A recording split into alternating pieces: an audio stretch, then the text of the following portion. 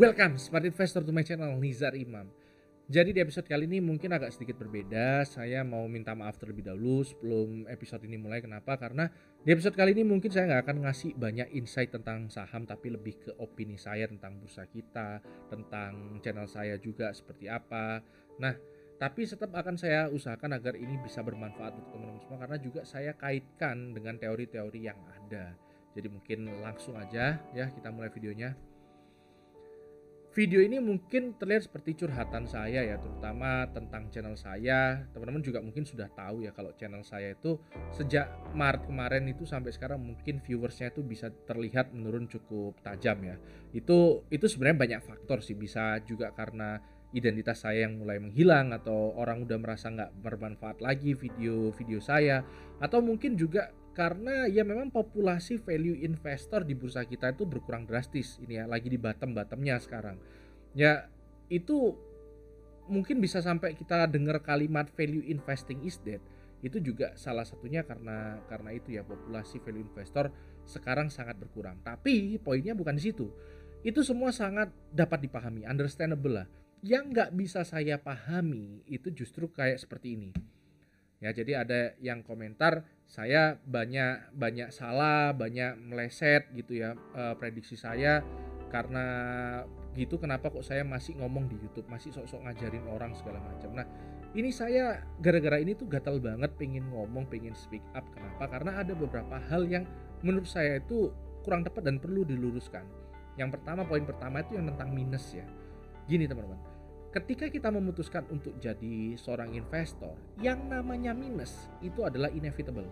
Nggak bisa dihindari, itu udah nature-nya seorang investor seperti itu. Bahkan seperti kakek Warren Buffett juga kita bisa tahu ya, pada saat awal-awal corona kemarin beliau menjual saham-saham airlines-nya, yang dimana itu cut loss. Dan nggak lama setelah di cut loss, sebenarnya saham-saham airlines itu juga rebound.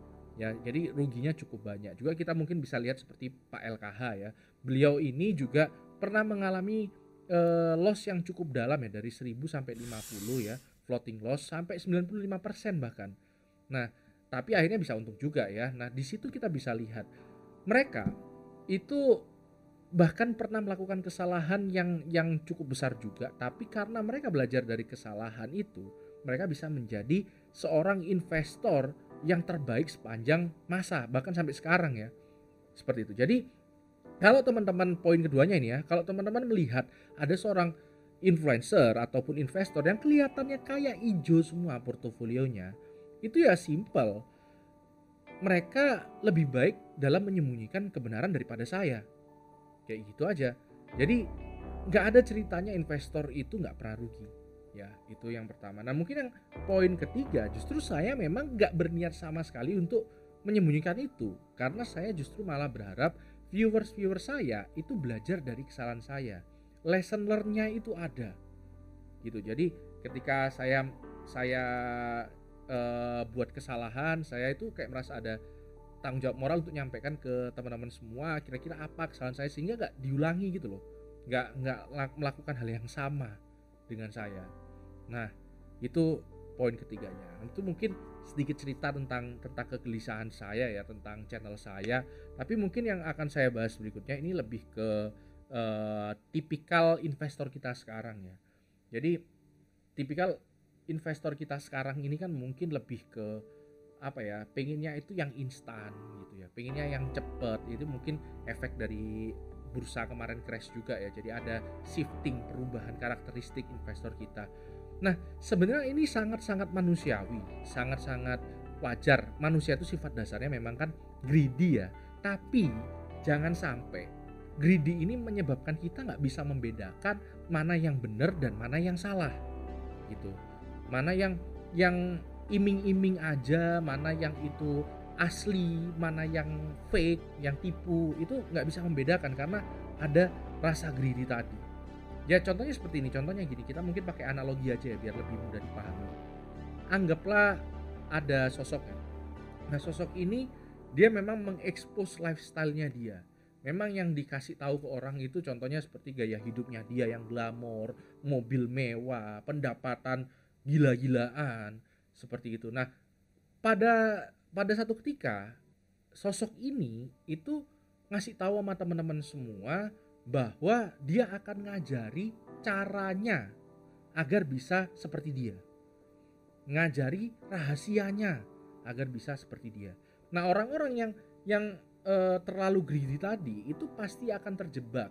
Terjebak dalam apa? Jadi ini memang udah skim ini memang sudah berjalan dari dulu, bahkan sebelum era internet itu sudah ada skim seperti ini ya. Skimnya seperti apa? Teman-teman membayar untuk mendapatkan pelajaran agar bisa menghasilkan lebih banyak lagi. Gitu. Nah, kalau kita cerna baik-baiknya, sebenarnya kan nggak ada yang salah dengan belajar. Ya memang nggak ada yang salah dengan belajar. Tapi teman-teman harus lihat, hal seperti ini itu besar banget tingkat kegagalannya.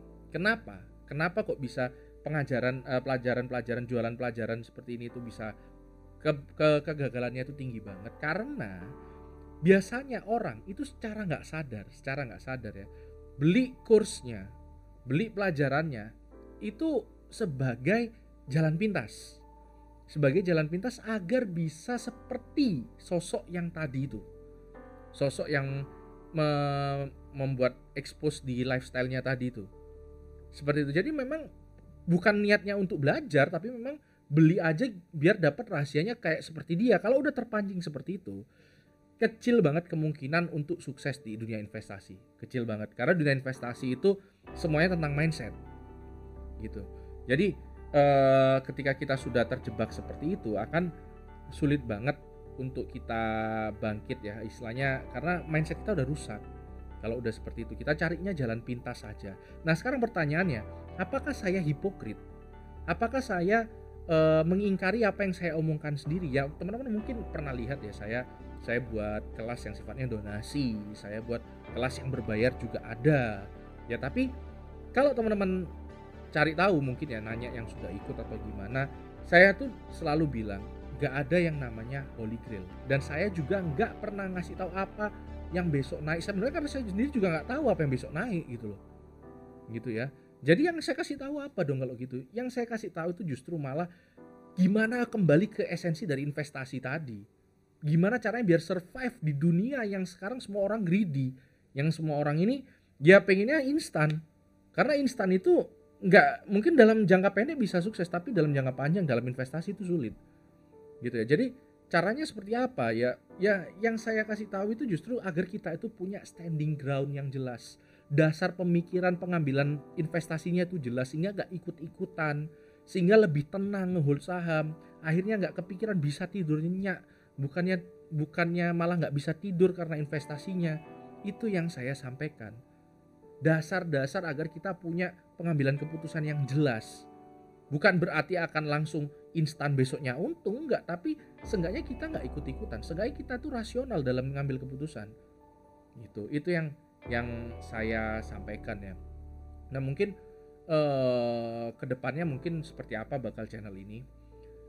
Jadi mungkin channel ini juga terlepas dengan apapun yang terjadi di dalam channel ini ya, saya juga termasuk miris juga ya lihat komunitas investasi kita sekarang itu menurut saya jauh lebih toksik daripada komunitas investasi pada saat pertama saya masuk di bursa ya. Kenapa ya? Teman-teman mungkin bisa langsung lihat ya seperti di Bukalapak gitu ya. Teman-teman bisa lihat bahkan aplikasinya itu kena review bom ya.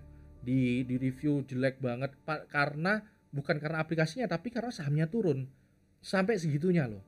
Nah, ini menurut saya juga alasan saya kenapa terlepas dari apapun yang terjadi di channel saya akan terus influence, saya akan coba sharing terus sama teman-teman semua apa yang saya dapat, apa yang baik, apa yang buruk, itu akan saya share terus sama teman-teman semua. Dan juga saya di posisi sekarang juga udah memutuskan untuk keluar dari rutinitas jam 8 sampai jam 5 saya juga, agar bisa lebih fokus di dunia ini ya.